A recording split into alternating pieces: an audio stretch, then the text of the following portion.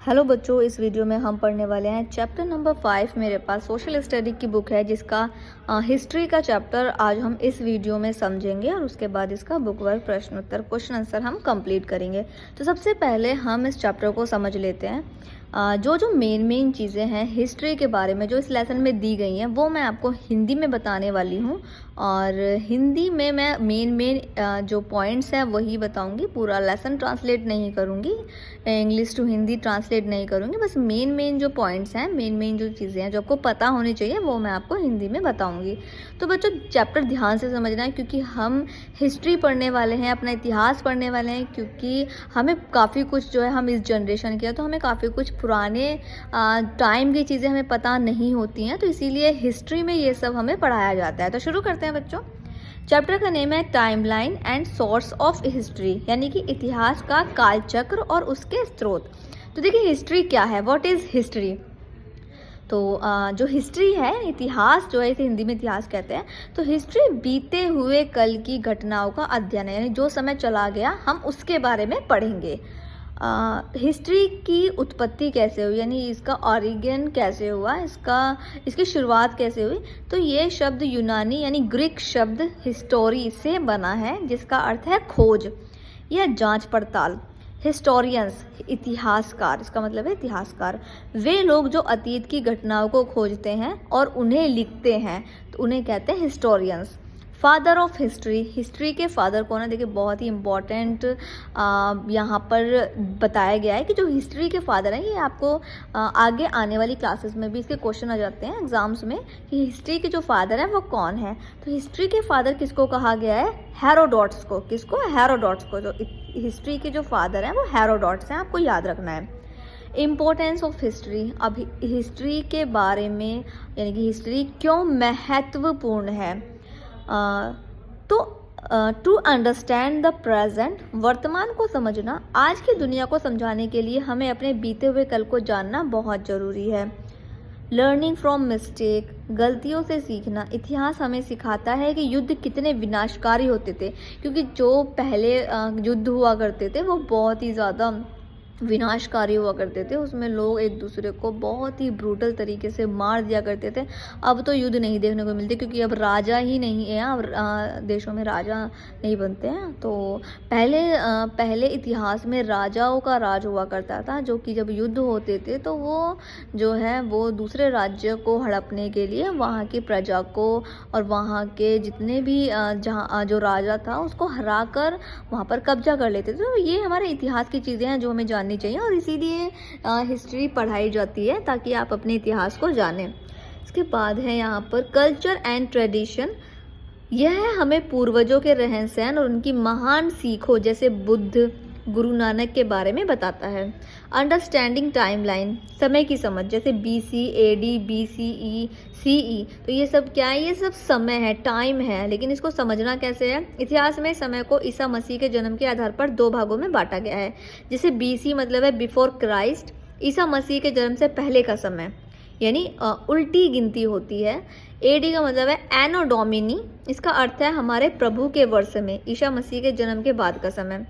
BCE and CE, आजकल BC की जगह BCE before common era and AD की जगह CE कॉमन इरा का इस्तेमाल होता है। अब देखिए यहाँ पर CIRCA का लगभग, जब कोई पक्की तारीख पता ना हो तो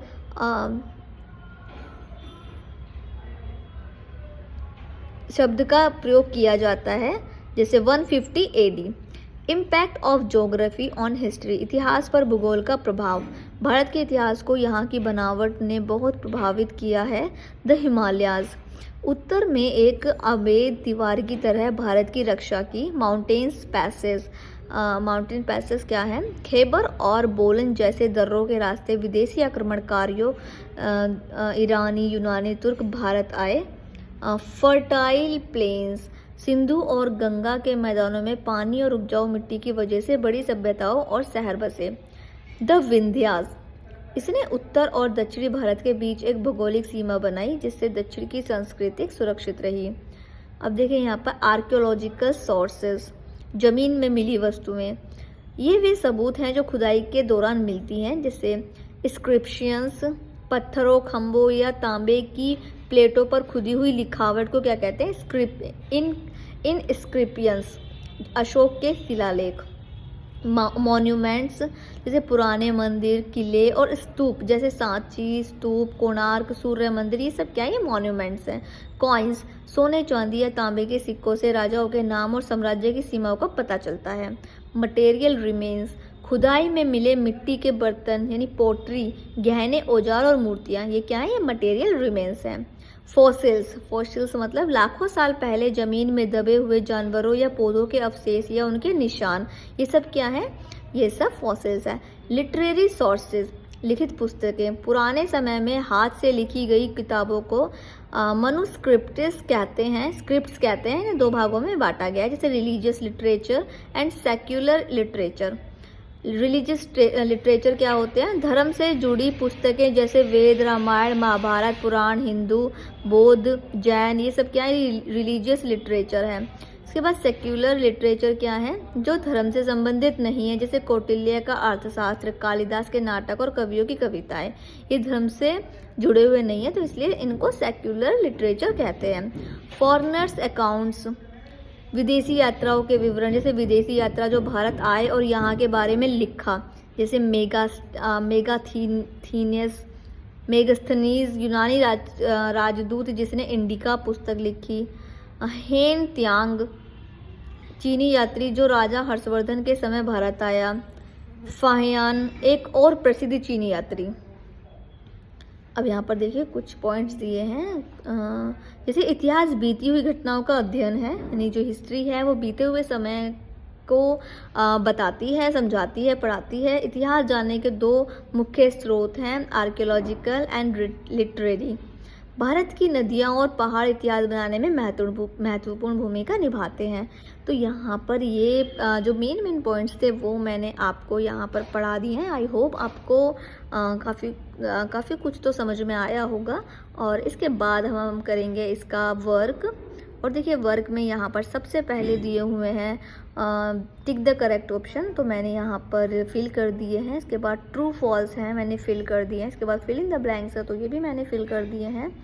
और इसके बाद give two example of each, हर किसी का दो दो एग्जाम्पल हमें देना है, तो वो मैंने सामने नोट कर दिया है, आप जल्दी से नोट कर लीजिए। इसके बाद अगले पेज पर आ जाइए।